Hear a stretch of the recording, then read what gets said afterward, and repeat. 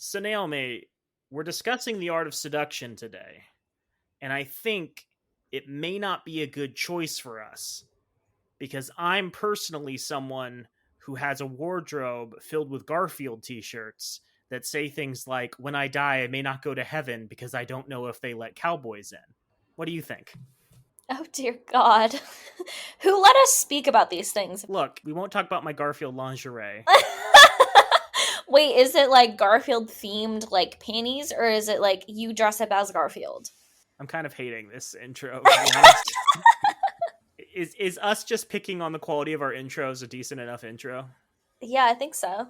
Awesome. Let's get to it.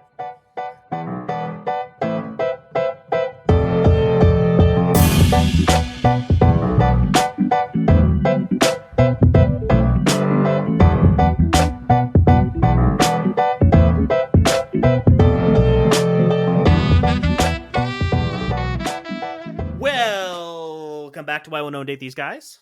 It's a podcast about dating and relationships and complaining about horrible stuff going on around the world and media. And I'm Joel Guy. I'm Naomi Guy. And we've got a real humdinger of a book today. We're back on the media grindstone. We're back talking about amazing content that has influenced far too many people around the world. And Joel gets to complain a lot, and Naomi gets to listen. It's the perfect episodic format.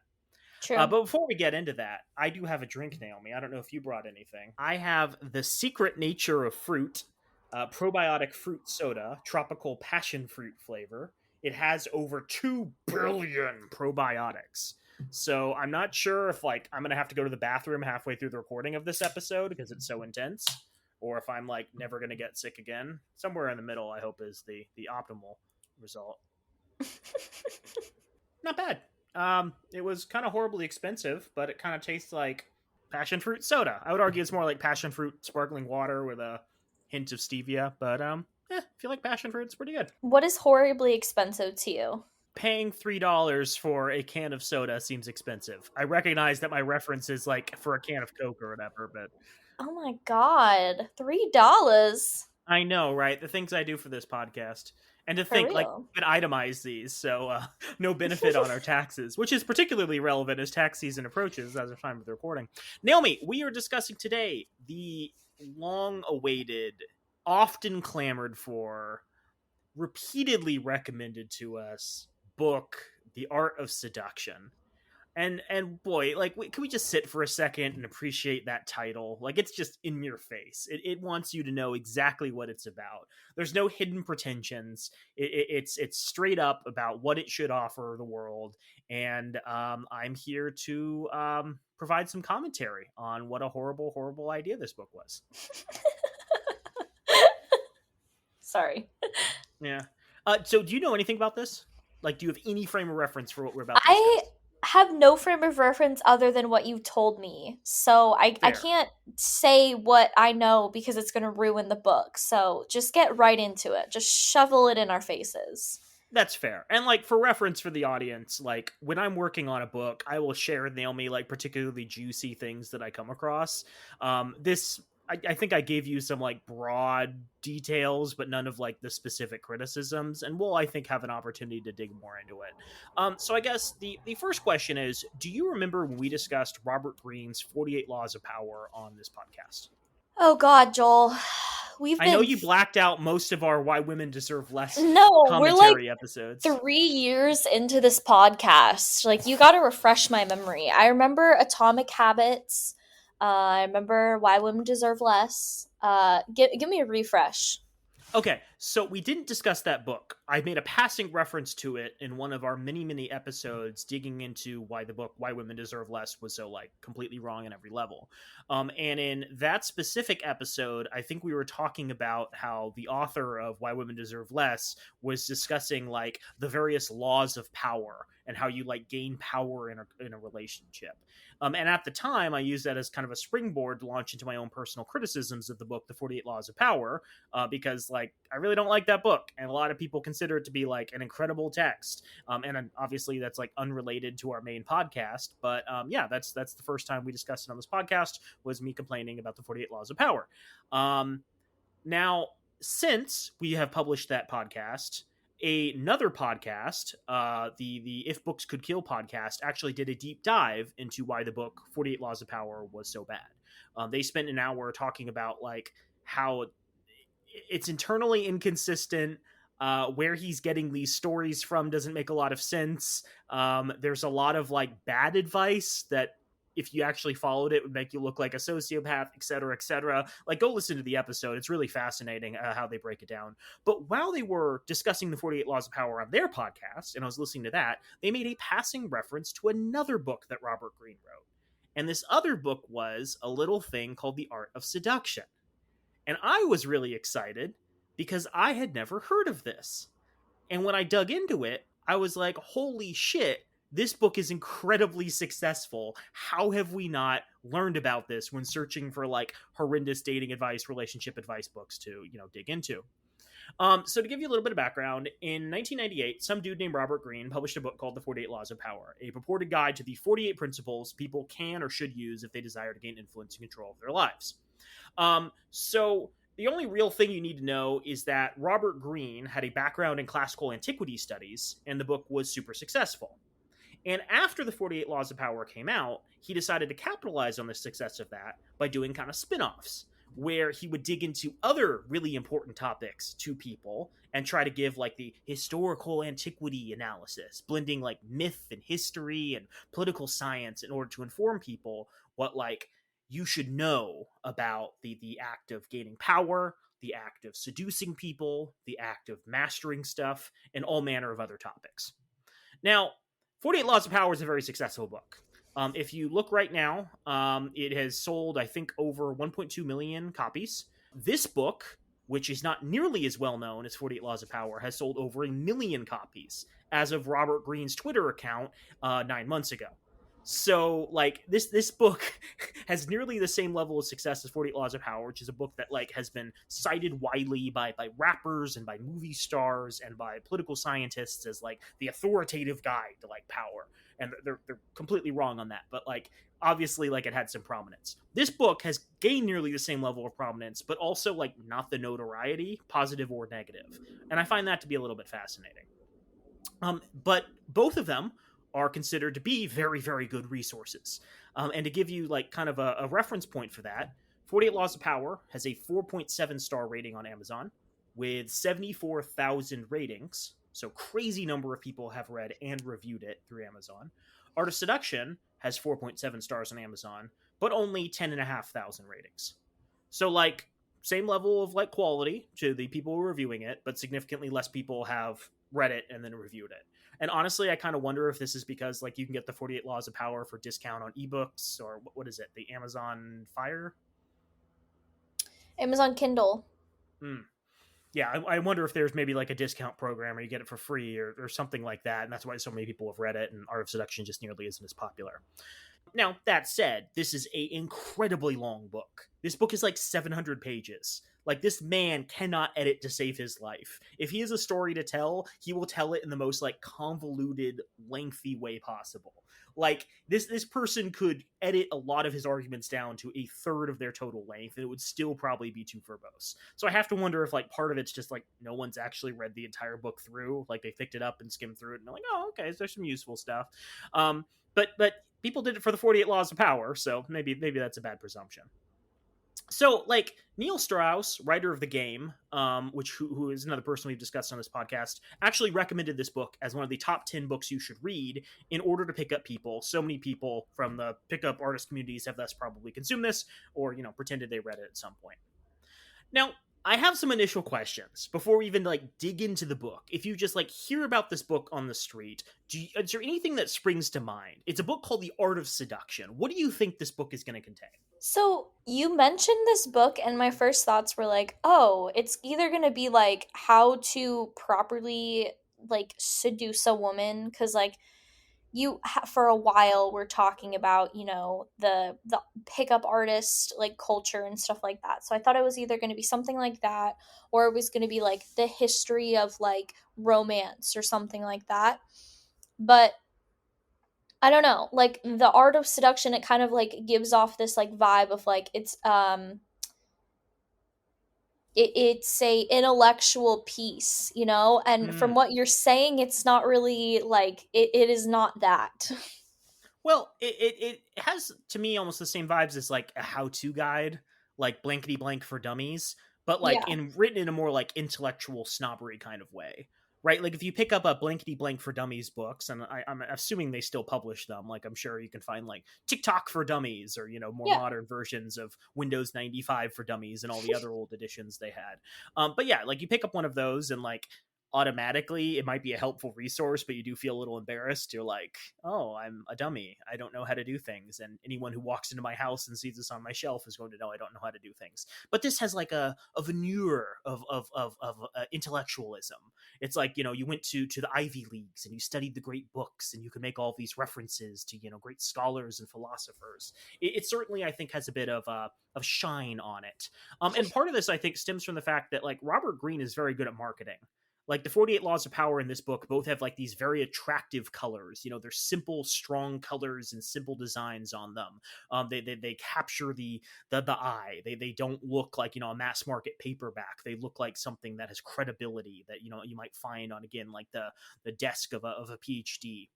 But I guess my question is like, if it's a book about pickup artistry and like how to seduce people, in my mind, that's a very easy book to write.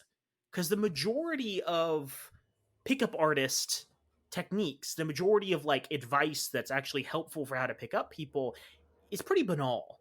Like, I think most people off the top of their head can think of some like commonly stated obvious advice for how to pick up people.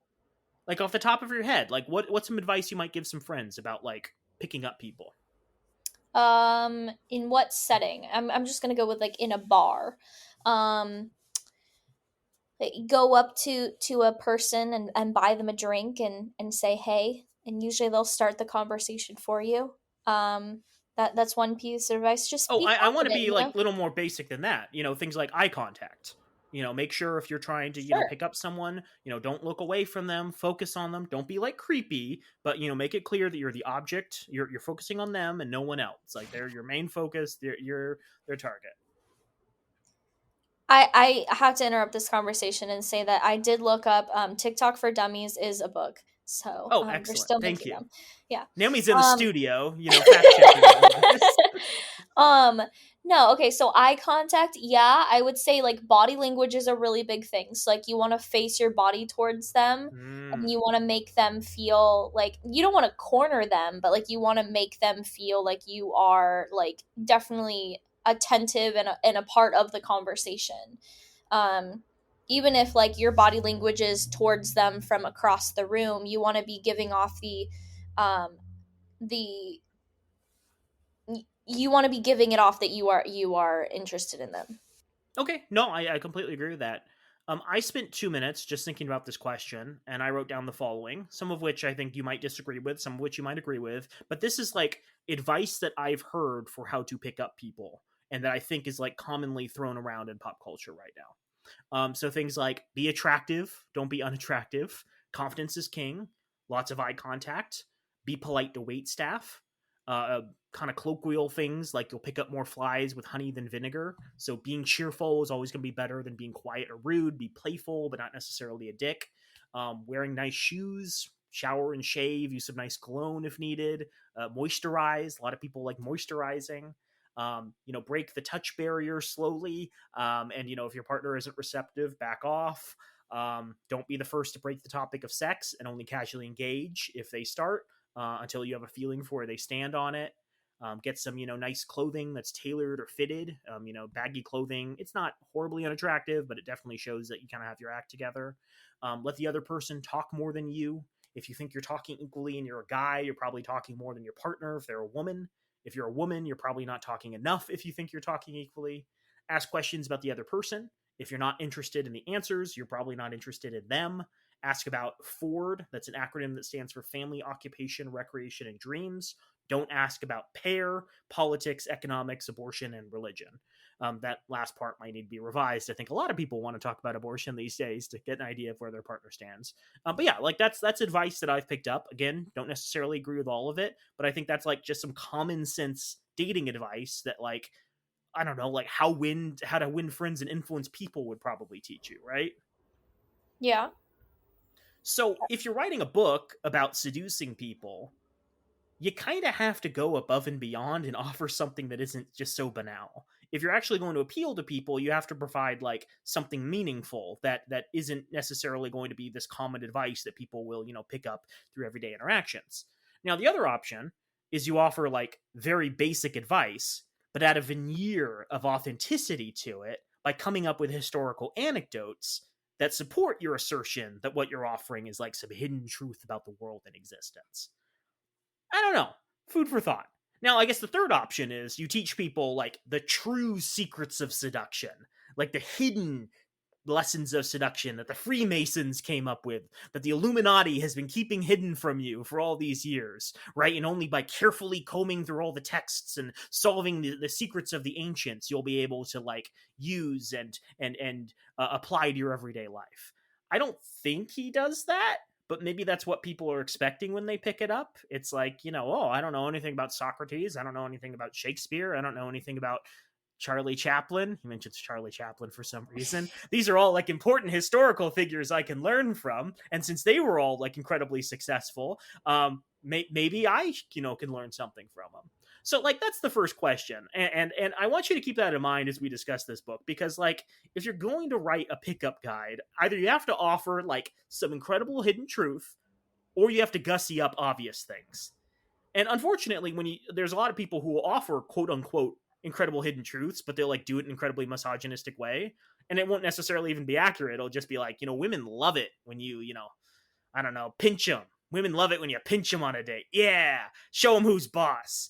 And you have like some red pill guys being like, I keep pinching women on dates, and they keep calling the police. Why is it that Andrew Tate's been lying to me? I don't know. Keep that in mind. Keep that in mind. The second thing is, now I know that Robert Greene is a person who has a background in antiquities. So is any of this going to be weird or sex perverty? And the reason I bring that up is because, Naomi, you went to a liberal arts school. You know Mm-hmm. things about the Western tradition. There's a Yep. lot of aspects of history and the humanities that don't line up with our historical or our modern understanding of how to conduct yourself if you are a man and a woman together in the same room. There's a lot of actions taken by famous people throughout history that would be considered unacceptable in a modern setting. And so I have to wonder, if you're going to offer these hidden truths, are you going to provide everything? Or you can provide a very censored, cut back version of history that may not be accurate, but at least appeals to our modern sensibilities. I think that's a really good point because I think that we didn't learn about a lot of people in our liberal arts education that were like safe people. Like, you know how there's that trend going around on social media where it's like, oh, I wouldn't like feel safe walking down a street with anyone other than these three guys or something, and you have to like name people from TV shows that you've watched or anything like that. I don't John feel Hamm, Ewan McGregor, and that guy who's dating Zendaya, Timothy Chalamet. Yeah, that's my Tom dream team. Holland, Timothy Chalamet's dating Kylie Jenner. Oh, I'm sorry. Sorry, Naomi. Who are your three? Forget the topic. This is what the episode's going to be about now. Nick Miller, um, Schmidt, and Winston from New Girl. Moving on. So I don't feel like I would feel safe walking down the street with literally anyone that we studied in Western tradition. Like Socrates, absolutely not. Plato, Galileo, no way. Like there's no way that I would feel safe walking down the street with these people because none of them would understand, a woman's bodily autonomy. And here's something that, again, I want you to keep in mind as we're reading this, because I would argue he very much does the latter thing, where he like sanitizes, he carefully picks out like only the like acceptable behavior of people from the past in order to populate this book. Which one should tell you this is not an honest reflection of all the amazing knowledge you can learn from antiquity, but two indicates that maybe the secret to like seducing people in this time was to not be a horrible sex pervert, right? If these are all You the accounts, crazy? that like people are passing down that he deems like worthy of sharing with the world don't involve being a creepy sex pervert. Maybe the secret to seducing people throughout history was to not be a creepy sex pervert. Whoa, boom. Wild. Yeah, again, just keep that in mind. Maybe bring that up as we're discussing the book. And then the third question is, are there going to be any gay people? Any examples of gay relationships? And I'll answer that one for you. No, there are no examples of gay relationships. I Okay, don't even think there's any references to like gay relationships. And that it's doesn't crazy because surprise me. like he cites a number of people who historians suspect were like maybe bisexual. Mm-hmm. Um, Naomi, do you remember anything about Julius Caesar from history class? I don't think I took the same history class as you if you're about to tell me that he was bisexual. But also, I also know that like a lot of ancient Roman and Greek cultures used to have like very homosexual relationships. Yeah, I mean, you What were had like the considered practice normal. of pederasty. Um, there was this quote that was thrown around, I think, the Roman Senate about Caesar. It was like he was every woman's man and every man's woman. Now, arguably, this could have been, like political propaganda, but yes, it is suspected that he was potentially bisexual. And then you have people who are far more famously gay, like Alexander the Great. Um, yeah, food for Abraham thought. Lincoln. He just had long arms, Naomi. Not everyone with long arms and Morphin's disease is gay. Stop stereotyping. Um, uh, but then there's also the weird part that he definitely brings up a lot of examples from Chinese history, which is cool because it's not something you like often see represented in like Western academia. But there's a lot of examples of like gay emperors and like their interactions with like their sexy manservants. So it's just like a weird part that he omits. Admittedly, this book I think was published in 2000 or 2001, so it's like understandable from like a marketing perspective at the time. But simultaneously, if you want an honest reflection of how ancient cultures and people throughout history dealt with relationships and their conception of love and romance, you should probably include that. And the fact he hasn't released a revised edition to this day, I think indicates that he recognizes that mistake and how like big of a blow it is to the credibility of this book. Okay, so the opening of this book, Naomi, is a bibliography. And the bibliography is just this long list of all of the books he used to support his argument. And this is like a 700-page book, Naomi. And he lists, I believe, a grand total of 38 books as reference. Now, I don't mean to nitpick, but from a like actual scholarly perspective, that's nothing. Yep. like that's a very small amount. When I wrote my senior thesis for college, I used, I think, 50 or 60 separate sources for a paper that ended up being 60 pages. Right? If you want to do a scholarly analysis of something, you need to be constantly peppering in citations. Otherwise, you're basically just copying the material from one book into your own book. This was before Chat GPT existed by quite a wide margin. But I do get the impression that a lot of the things, a lot of the stories he's relaying are basically him just rephrasing stuff that was presented in these other books. Because like until he gets to the analysis part, it's just pages and pages and pages of him describing like the life of, I don't know, John F. Kennedy and like all the like dalliances that John F. Kennedy went on. It's not like insightful commentary. It's not him like having some unique perspective. It's just him kind of regurgitating other authors. And these are, books you might have heard of, books you probably haven't. It's a mix of stuff. There's definitely more things than like a traditional high school reading list on here. You have books like Don Juan and the Point of Horror by James Mandrell, the erotic poems by Ovid, The Rise and Fall of Athens, 9 Greek Lives by Plutarch. Okay, maybe we did read that in high school. Portrait of a Seductress, The World of Natalie Barnett, Behind the Mask on Sexual Demons, Sacred Mothers, Transvestites, Gangsters, and Other Japanese Culture. Like, there's some interesting stuff in here, but I just don't think it's that well researched for a book that's this goddamn long. And maybe, again, this is one of the explanations for why this book maybe fell flat compared to 48 Laws of Power, because, like, these anecdotes don't mean much. Like, for a lot of these people, they're either completely unknown, and so a lot of people are going to be like, I don't care about, I don't know, James Barnett. I'm never going to have an opportunity in my life to bring up fun facts about James Barnett in front of my friends. Like, I can just skip through this section. Or they're like, well known enough, like Abraham Lincoln or John F. Kennedy, that like these anecdotes, if someone has any sort of inkling of history, just aren't that meaningful. It's weird. I have such an issue with this list that was chosen just because I've read some of these books and I'm just like, okay, the Odyssey, like that makes sense, but there's like one line in that entire book where it's like they had sex. You know what I mean? Like I don't understand what you can take from some of these things and make like Mm. actual references out of them other than like you parsing through it and making a lot of assumptions. Like it just doesn't make sense. Like another Oh, that's fascinating. I what? I'm going to defend him a little here, and then I'm going to break him down as soon as we get to the next section. I believe his intention here is to explain how seduction is not just like in the moment right before you're about to have sex, how it's this like comprehensive act, this lifestyle even. And so in order to understand how someone becomes a seducer, you have to understand like their backstory and what they do on a day-to-day basis. Okay, so in the Odyssey, let's just talk about that. It's his entire life that is the seduction.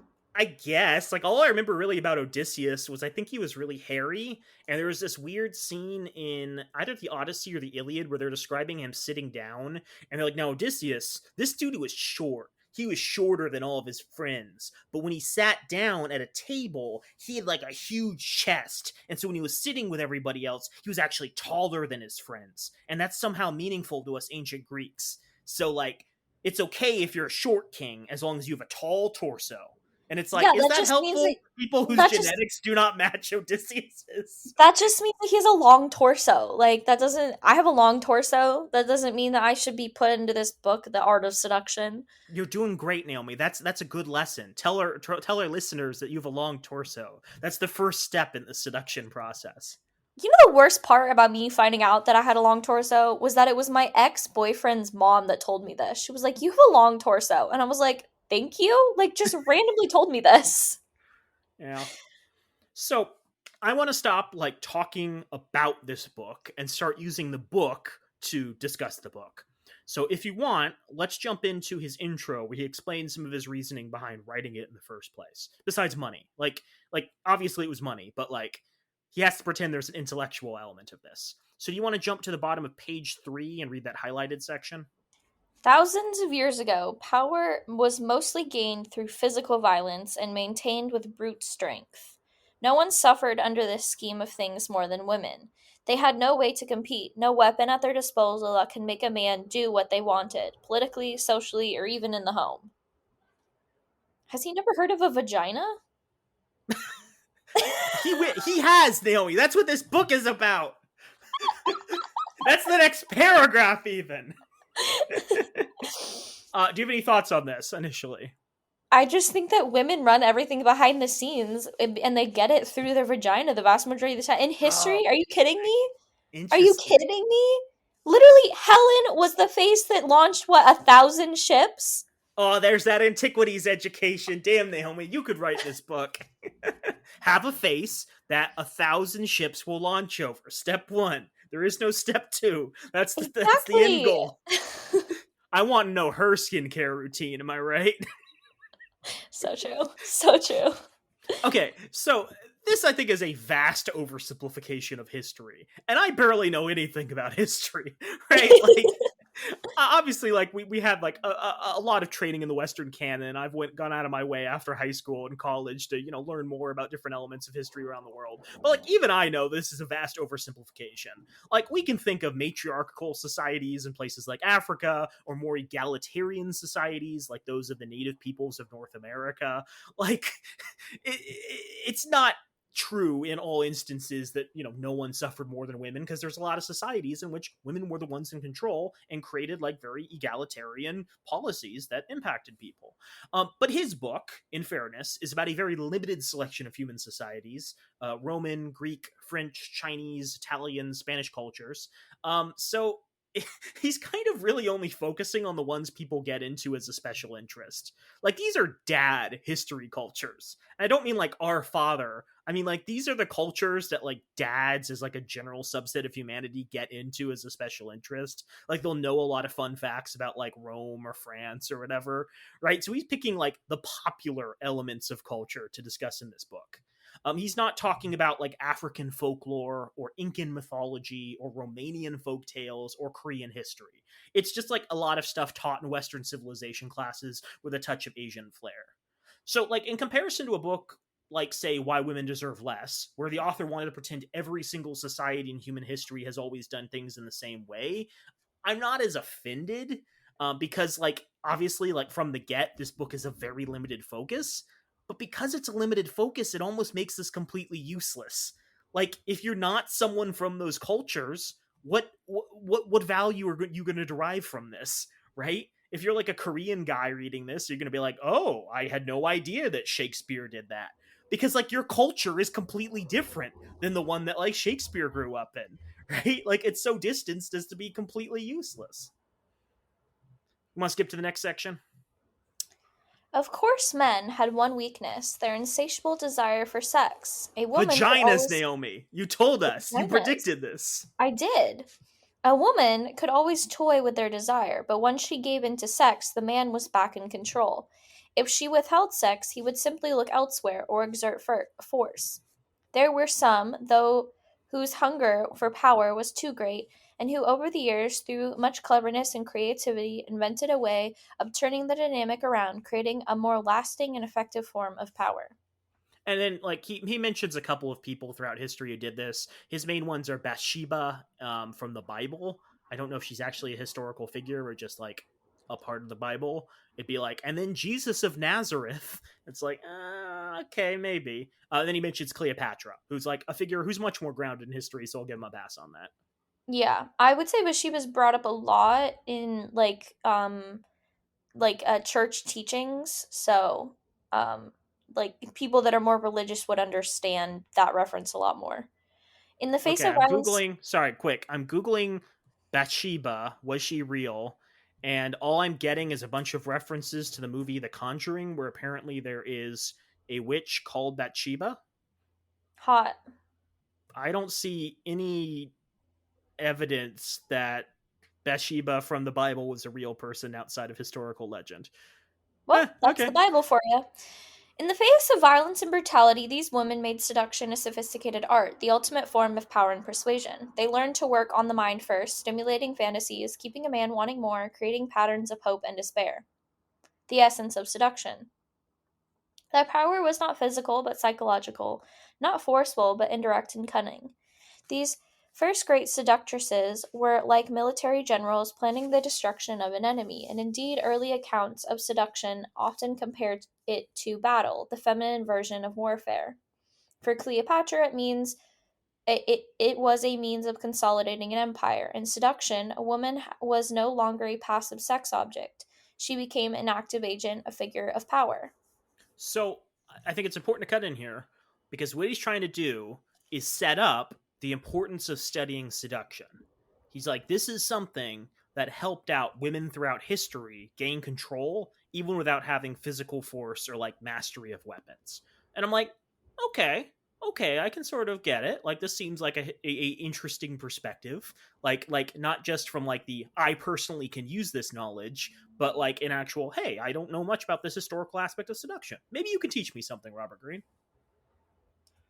With a few exceptions, the Latin poet Ovid, the medieval troubadours, men did not much concern themselves with such a frivolous art as seduction. Then, in the 17th century, came a great change. Men grew interested in seduction as a way to overcome a woman's resistance to sex. History's first great male seducers, the Duke de Lazun, the different Spaniards who inspired the Don Juan legend. Did I say that correct? Don, yeah, I think so. Don, yeah, sure. Began to adopt the methods traditionally employed by women. They learned to dazzle with their appearance, often androgynous in nature, to stimulate the imagination, to play the coquette. They Mhm. also added a new masculine element to the game, seductive language, for they had discovered a woman's weakness for soft words. These two forms of seduction, the feminine use of appearance and the masculine use of language, would often cross gender lines. Casanova would dazzle a woman with his clothes. Ninon de l'Enclos would charm a man with her words.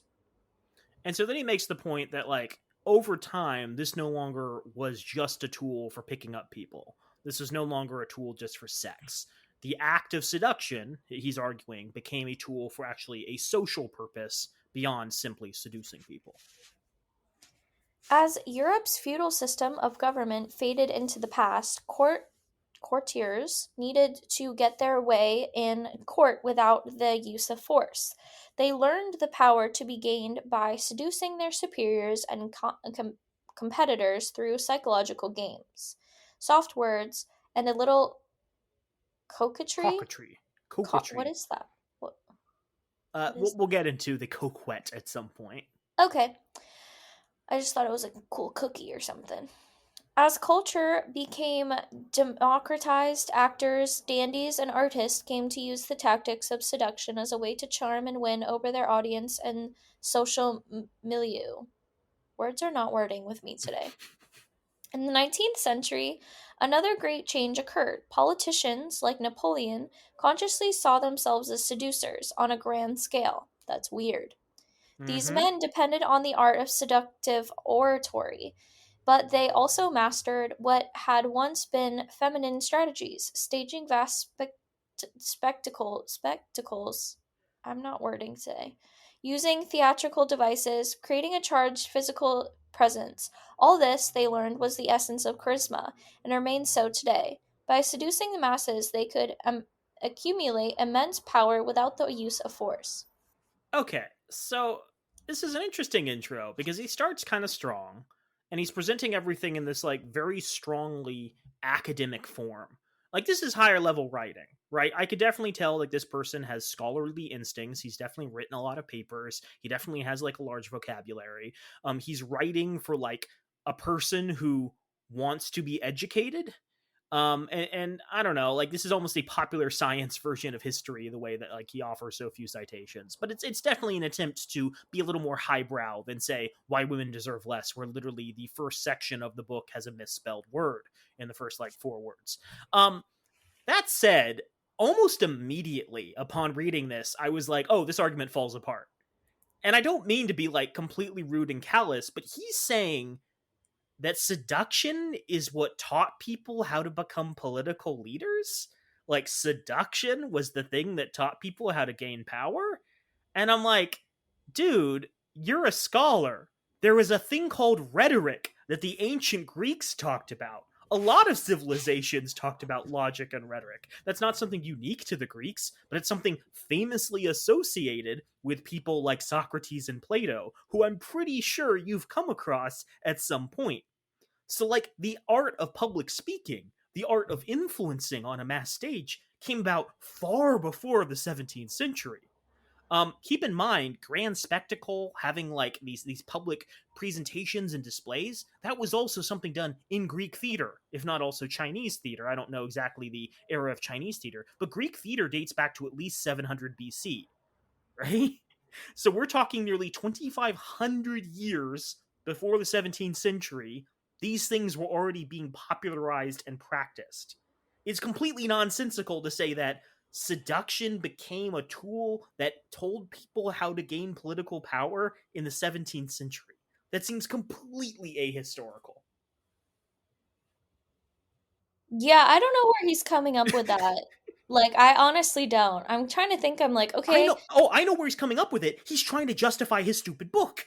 But he's justifying it in this way that makes no sense to anyone who studied history. So this is him attempting to convince people reading this who are not students of history that he has something worth saying.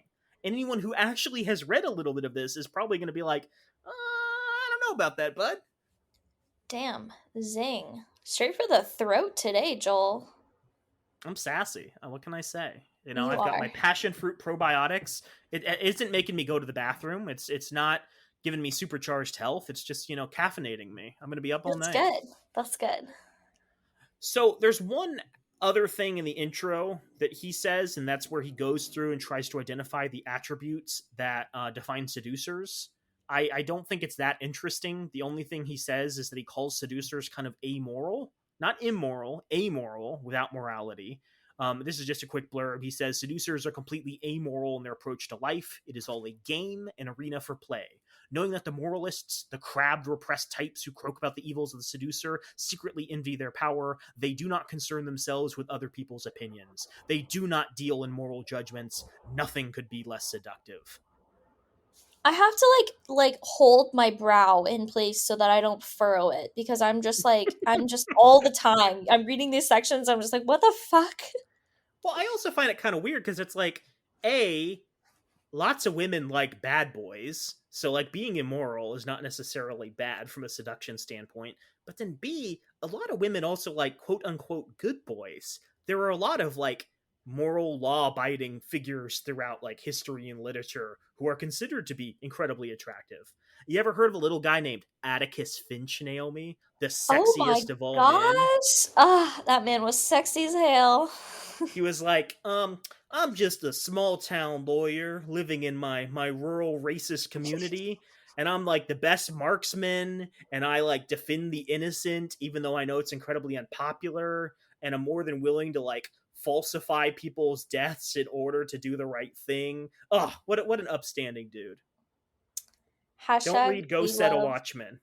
That's Harper hashtag Lee's pseudo sequel. It's not a good look for Atticus Finch. hashtag we love Atticus Finch. Hashtag the Atticus Finch from To Kill a Mockingbird. Do you know anything about Go Set a Watchman? No, I haven't. I like read that. Okay, it's I heard it's interesting. really bad, so that's why I Oh didn't read no, it. I would argue it's really good. Um, Again, I don't really want to discuss Art of Seduction, so let's just discuss this for a second. So, Kill a Mockingbird was, I believe, actually written after Go Set a Watchman. I could have this wrong, but like Harper Lee didn't want to release Go Set a Watchman, and so it wasn't released until many years after her death. And I kind of understand why, because in To Kill a Mockingbird, she introduces this character of Atticus Finch, who's this like morally good person who's doing this incredibly difficult trial of defending like a black man accused of rape in this incredibly racist small town, right? And he's set up as this like incredibly intellectual, incredibly morally charged, ethical figure. And a lot of people, a lot of lawyers point to Atticus Finch as like the reason they got into law because they wanted to be a public defender. They wanted to be someone who could do good, like this fictionalized character. So Go Set a Watchman comes out a couple of years ago. I think it was like 2016.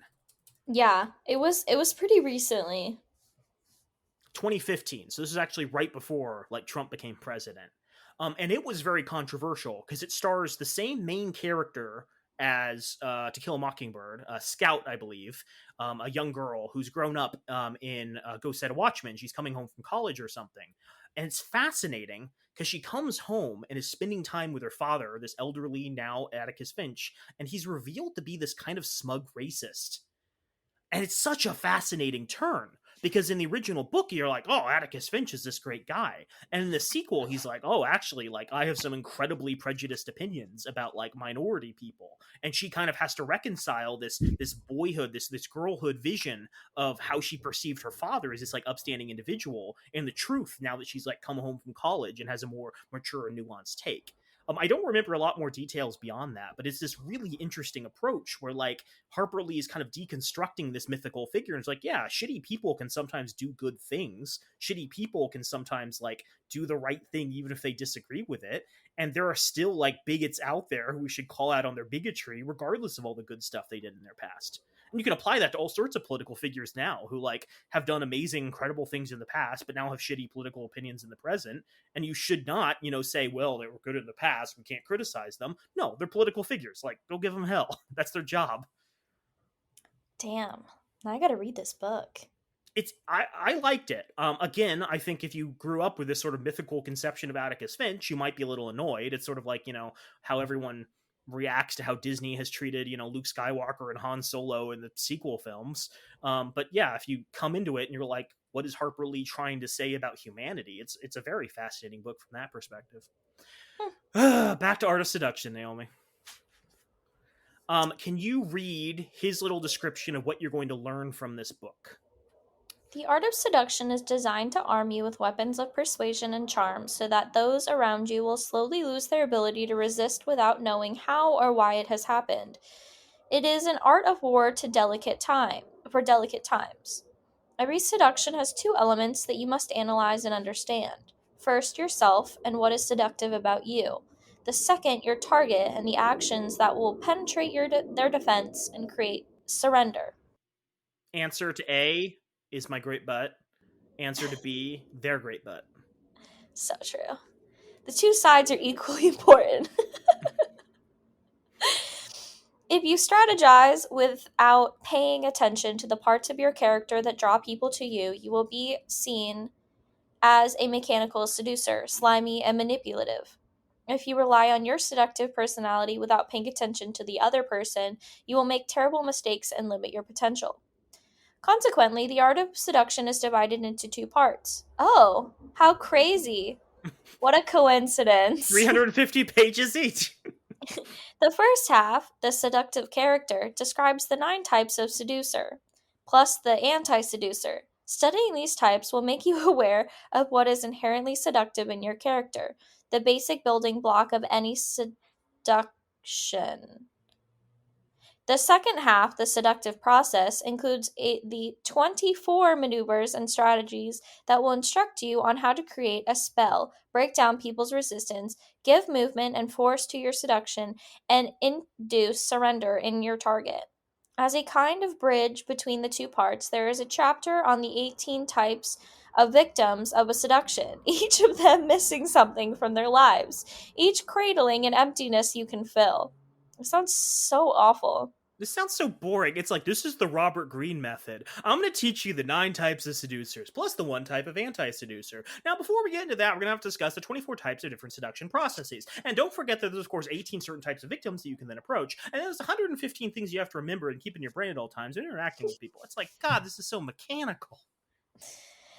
Knowing what type you are dealing with helps you put into practice the ideas of both sections. I'm imagining him reading, like narrating it this way. Ignore any part of this book, and you will be an incomplete seducer. So you have to read all 700 pages. He's like, you can't criticize me if you didn't read all of it, right? Like, I wrote this. It's tight. It's all focused together. I can't believe you read this. I'm going to be honest. The ideas and strategies of the art of seduction are based on the writings and historical accounts of the most successful seducers in history. The sources include the seducer's own memoirs. Okay, can we do a rough cut of this that's just you reading this incredibly slowly, and we'll release this as like a Patreon exclusive to fall asleep to? Because you are reading this in an incredibly boring way, and I kind of love it. Let me start that over. You interrupted me. Okay. I'll mute myself. The sources include the seducer's own memoirs by Casanova, Oral Flint, I don't know how to say that, Natalie Barney, Marilyn Monroe,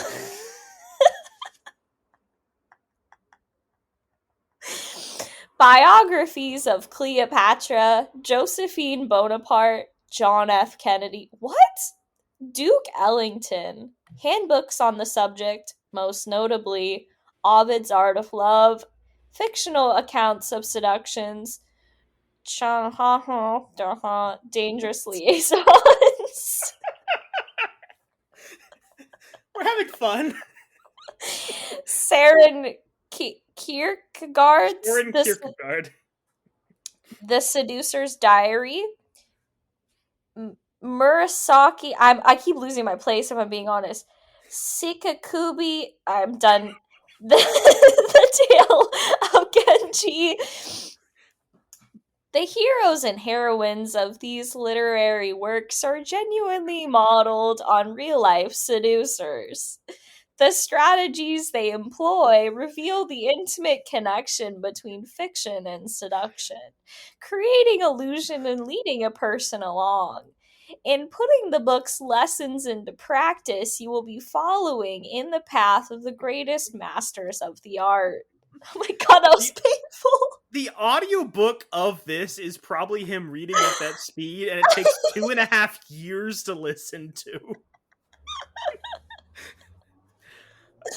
God, yeah, that's just such a dredge to get through.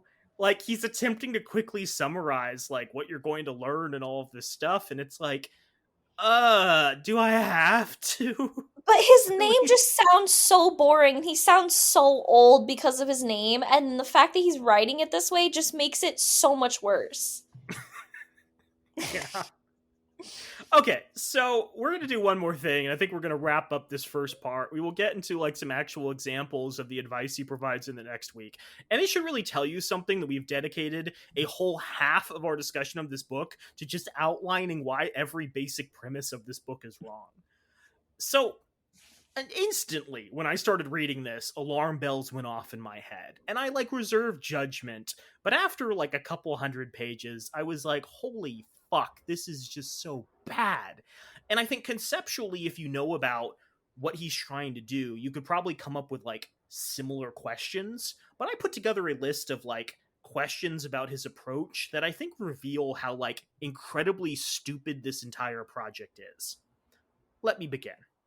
My concern is none of this is useful in any way. And the reason I say that is because Robert Greene is a classically trained scholar whose last book was peppered with a mishmash of history, myth, and philosophy, very little of which was relevant to people's everyday lives. So, my first issue is he has handpicked stories and examples without giving any reason for why he picked them. All of this could just be the stuff he's familiar with, not representative of the vast range of history and literature that's out there. Now, he might claim that he's like super well read and that he's picking materials that survived, because clearly those are stories we find meaningful. But my second issue is the problem of survivorship bias. The stories he's citing, and the ones he has to choose from, are only the stories in history that have survived. Not every story and myth that's ever been told, just the ones that we have. It's like how so much of early television and early film was lost in Hollywood because like the studios kept burning down. Or how like there's so many old video games out there that you just can't play because like no one bothered to back them up and preserve them in any meaningful way. We don't have a lot of written records for a lot of different parts of the world. And we know objectively there are multiple social and religious movements throughout history that went out of their way to destroy subversive and sexual content. Maybe that content contained better examples of sexy people being decent and seductive, but we don't have them. So he's just picking through all the remnants of civilization, not like the totality of civilization. Does that seem like a fair criticism? I just like One thing that I never went to, but I was really interested in, apparently there's a museum in Rome. It's called like the Sex Museum or something. But it's like an interesting museum because it's this like wealthy dude who back in I think the early 20th century started collecting erotic artwork and statues and literature from around like the Mediterranean region. And the reason he was collecting all of it was because so much of historical sexual content was destroyed over all the different crusades, was destroyed by different puritanical movements, Christianity, the Roman Empire at different points. I guess whoever the armies of Constantinople were at different points. Like a lot of cultures wanted to suppress a lot of this content. And he was like, this is a very important part of history. You have people going around like hacking the penises off all the statues in Rome. Like that's in order to understand that culture, you have to preserve it in some form. Now, I'm not going to be a huge dick and be like Robert Greene needs to know that like he's only providing like a cross section of history for people to analyze, but it's a very important thing to say, "Hey, I'm a scholar. All I have is what we've been passed down." And you can completely reframe it by saying, "Oh, well, I've created this, representative sample of literature and like obviously this stuff has survived because people find it meaningful," but he doesn't do it. And I have to wonder if he even considered the fact that he's this guy who's well trained in scholarly stuff, but only on the stuff that survived. And to a lesser extent, not even that, because like he's omitted all of like the gay and sexual content to begin with. Well, it's that, but it's also the fact that he gets to pick and choose what pieces of literature he uses. Yes. And so like it's hard for me to be like, okay, this is a representative because like you mentioned at the beginning, this is just like basically all Western tradition No, it's literature that he 38 books uses. of Western But at the tradition same time, literature. yeah, but yeah, that's what I'm saying. I'm saying that he only uses Western tradition. He doesn't use other like other books, other cultures. So it's that, but it's also the fact that he just doesn't like he has so much of history is edited, so much Yeah. of it is deleted, and he's just like, okay, this is entirely representative. I'm right, you're wrong. Here's a book. I know everything. You know nothing. Read my book because you know Hmm. nothing. Hey, Naomi, here's another good argument. My third issue is it is unclear to me how stories from the past are supposed to be treated as reliable or reflective of values we care about today. So, one good example that I think will make people understand this is old James Bond films. Naomi, have you seen any of like the Sean Connery James Bond films? Bits and pieces, not whole, like not the whole. The Sean Connery James Bond films have James Bond quote unquote seducing women. And it's like very chaste stuff. Like obviously they cut away before like clothes come off and whatnot. But like in many Yeah. instances, James Bond is just sexually assaulting women. Like he's just like, I'm a man and we're alone. And she's like, and he's like, sex time. And it's treated as like romantic, but that was like a cultural thing from the past that obviously has not aged well today. And looking back, we're like, oh, Hmm. James Bond, Sean Connery, you might have been a bit of a sex pervert slash rapist in these stories. And so, in the same way, I'm like, if media from only 100 years ago, not even that, media from 60 years ago is that divorced from like our modern understanding, why would we find media from 500 years ago at all relevant to like our modern understanding of sex and relationships and courtship and dating and all of that? Okay, I kind of get where he's coming from, where he's like, okay, I'm going to put these people on a pedestal because a lot of people are like, oh, these are great historical figures. Like, I'm going to look to them, you know, as representative of my history. Like, let's just say you're Roman and you want to look up to Julius Caesar. But then again, I'm like, okay, Julius Caesar probably wore a toga. That Why? motherfucker owned a I'm not toga. going to wear a toga. I'm not saying that, but I'm not gonna use that as a part of my seductive tools. Is like wear a toga. Ladies love it when you got nothing on underneath, fellas. It's so true. You're so right. Oh my god. No, no, I think you're completely right. And I don't want to belittle you. I think you're so right that that was my next point. My next point was this is applying to a fraction of the people alive over like the course of history. In nearly all instances, these are stories about powerful, influential, wealthy people, not average people during these times. So like maybe being wealthy just meant you could afford things like fancy baths and perfumes and medical care and fancy clothes at a time before mass production when many people lived in poverty. But even if it is something different, someone who like how do I explain this? The wealth thing still means something. The likelihood someone reading this book makes $50,000 a year seems much higher to me than someone being Brad Pitt reading this book or someone making $500,000 a year, right? And so it's not relatable in the sense that like it's very possible that the people reading this are reading about wealthy influential people whose like lives they will never experience. They're not at all relevant. And it's also very possible to me that seduction among the lower classes at the time was like sitting together getting drunk in a bar or bathing together in a lake and being all seductive or telling bawdy jokes in front of like your peers. And obviously we don't have a lot of good records of that. So it just seems completely inapplicable. Regarding your toga point, I mean that's another criticism where like what people find attractive changes over time. Like that's very obvious. What art depicts as the ideal woman Yeah. has radically evolved over thousands of years. What art depicts as, the ideal man has evolved too. The ancient Greeks thought that tiny penises were very attractive. They thought that giant penises were, boorish. They indicated that you were a beast, a barbarian. You have skinny women, sturdy women, rusty women, petite women, a little chubby women, rail thin women. You can see examples of all of these throughout different art as media evolves throughout the ages. But also like beyond like the size and shape of people, the style, the fashion plays a big role too. We don't wear togas anymore. We don't wear powdered wigs anymore. We don't wear cod pieces anymore. I mean, maybe some people do, but we don't find them nearly as attractive as society used to. Obviously, we can find some meaning in the actions of like these people divorced from how they look, but it's just as true to say we'd probably not find middle-aged peasants attractive, and they would probably not find goth girls attractive, right? Like, imagine how many people had horrible teeth and like scabs all over from where they survived the bubonic plague. It's kind of like the age-old question, like what would completely kill off a child from the medieval era? Like I would want to give a medieval child a Cool Four Ranch Loko, Doritos. and they probably Cool Takis. Ranch Doritos. Takis. That's my culture I want to share. Okay. Three more things. We've already kind of discussed this, but let's continue to keep in mind the fact that even if you think there is still meaning in this incredibly limited subset of information that's an incredibly skewed interpretation of things, these are his interpretations of what they found desirable. These are his interpretations of what people were doing and reacting to. He's trying to peek inside people's heads. But, like, there are not many references in this to people's actual thoughts or their diary entries, so he's presuming that the seduction process worked exactly as the person was seducing intended. Did these people actually find Charlie Chaplin attractive? Did his seduction work? Or did they just want to hook up with him because he was, like, wealthy and influential? It's very difficult to separate those two things. You can't say just because a lot of women slept with this person, that means his seduction was effective. It might just mean there was nothing better to do.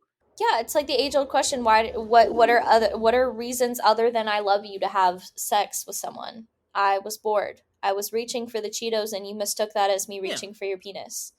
Um Yeah, there's a two and to right that there. point, like, maybe there just wasn't a lot to do back then. Like, this is before radio, this is before television, this is before the printing press in a lot of instances. Maybe people just had a lot more sex because there just wasn't a lot of stuff to do. I like maybe talking about attractive people and exaggerating their attributes or seduction styles and prose was considered more interesting than, strumming a harp or whatever else people did for fun. Maybe having sex was more common before people knew about things like AIDS. The link to pregnancy wasn't 100%. Like, not everyone knew that when you had sex, you had babies. Like, that wasn't something firmly established for a while. And also, in the Middle Ages, there was a long period of time when people had to stay indoors all winter because, like, they didn't have a way of surviving outside in the cold. And I'm like, maybe they just had more sex. Like, that seems totally plausible to me. It's not that they were, like, seducing each other more frequently. It was just boredom. That makes a lot of sense to me, actually. And then, like, one last thing, and I don't want to dig too much into this because it gets, like, weird, and I still think there's a lot of, like, unresolved science about, like, genetics and what people find attractive. But, like, even if you buy that, what he's relaying is 100% what people actually thought they found attractive back in the day, I would argue a lot of people don't know what they find attractive. Like, they might say, I found this man attractive because of his honeyed words, but it could just be because they were attracted to, like, cheekbones, right? And this guy had the best cheekbones they ever saw. Or, maybe they had a attraction to, like, rosy cheeks, or, big busts, and there wasn't a lot of people in their village with big busts, right? But, like, we can't underestimate the fact that, like, animals, humans or animals, have, like, some genetic predispositions towards doing specific things. And this argument still applies in, like, the modern era. Like, I think a lot of, like, modern seduction device is difficult because, honestly, a lot of people have, like, a knee-jerk reaction to those that they see on dating apps that's, like, not even, like, a conscious understanding. Like, before you've even processed an image, often you've made up your mind about whether or not you want to, learn more about this person. But, like, he's acting as though seduction is this thing that can be taught. Maybe it can't. Or maybe, like, the part that's important isn't necessarily something that can be taught, and there's, little things you can add on, but it isn't nearly as persuasive and powerful as what he's describing, where it's like Cleopatra was so good at seduction, she ruled all of Egypt. Yeah, I don't think that's 100% accurate. Okay, so I think that is where we should leave off for now. Us having completely deconstructed every Great. part of this book and why none of it makes any sense. And then next week we'll start discussing this book, and you'll be able to see some of the amazing anecdotes he uses to support his incredibly nonsensical, stupid arguments. Woo! Is your spider sense tingling? Again, as two people who went and learned a lot about the Western tradition, is there anything that's, like, raising red flags for you right now? Honestly, he's talking about like a lot of words that are seducing people, and I'm just like, this doesn't make sense to me other than like you were talking about, like, okay, it could be just like a jawbone that was like, that got them in the mood. I'm like, okay, that makes sense. But then I'm like thinking like, okay, Cyrano de Bergerac, like maybe people are just relying on that story too Honestly, God, heavily. I didn't even consider this. What if people were just lying to themselves? Like, so many influential marriages were just for like power. It was like, let's link together these two families. Hey, Yeah. kids, go have sex so we can like bind our bloodlines together. And then afterwards, these people are like, well, that's not very romantic. Let's come up with like a better story about how he like wrote me poems and like was standing outside my bedroom window singing me songs and brought a mariachi band. Joel, Joel, we learned this in history class. So much of history didn't actually happen. It was just rewritten when like one community took over another community and they were like, "Oh, let's like Yeah. rewrite history or let's burn down all of these libraries so you have no history." And then we had to like fill in the gaps on the way. So, that could be completely true. This dude is a scholar. This person has like either a master's or a PhD in like antiquity studies, and he's either not considering this or completely ignoring this. He's presenting this like child's view of history, right? This is like how middle schoolers think about history. This is honestly, how elementary students might think about history, where it's just, oh, someone said it happened, therefore it happened. Uh huh. Yeah. Joel, if this was his PhD thesis, I would fail him automatically just off the references. I would look at the reference pages and I'd be like, "You're done. Go back to the drawing board. Mm-hmm. Start over." But it could be that he falsified his Oh my education. god, what a twist. Rewriting Oh my history, god, what a rewriting twist. Naomi, history. I love that. Naomi, this is going to be like us discovering that the author of Why Women Deserve Less was not the author of Why Women Deserve Less. I'm going to do some research. It's probably going to be nothing, but Mhm. oh man, this excites me. Mhm. Robert Greene actually is named Bob Black. That's his real name. Dun dun dun. Wait, Joel. I know how to Uh-huh. end this episode. The ideas and the strategies in the art of seduction are based on the writings and historical accounts of the most successful seducers in history. It's like ASMR, except the ASMR stands for like awful seduction. Oh god, oh god, oh god. Okay, I can do this. I can do this. Joel and Naomi would like to thank you for visiting whywillnodtheseguys.com and listening to this week's episode. This brings joy to my heart. Thank you, Naomi. I really appreciate us doing this after we did a whole episode talking about genocide and war crimes. Speaking of which, yeah, Stop. like us on social media, follow us, download all of our podcasts, support us on Patreon if you can.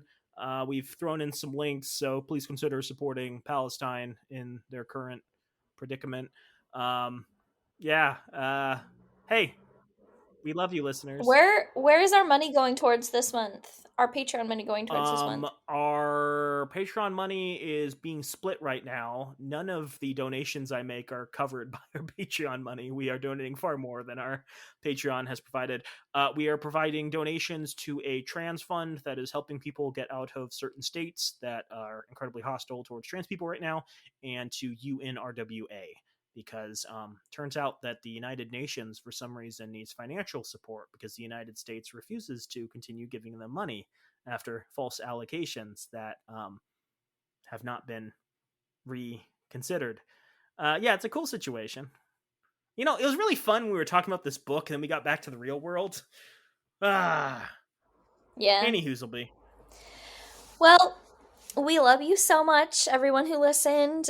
We hope you come back next time to listen to part 2 of The Art of Where we're just Seduction. like, Julius Caesar once had a sexy dance done to him by Cleopatra, and this is how you can apply it to the world of business. What if she was wearing a toga though? Hot diggity damn. We're not ending better than that. Bye for now, y'all.